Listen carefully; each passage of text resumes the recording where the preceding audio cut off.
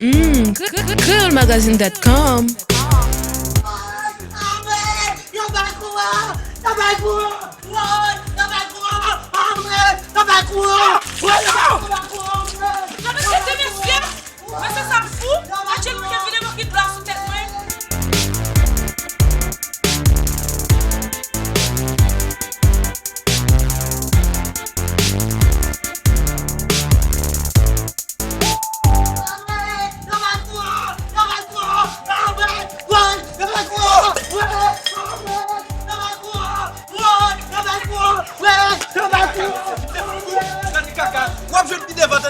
Vagabond.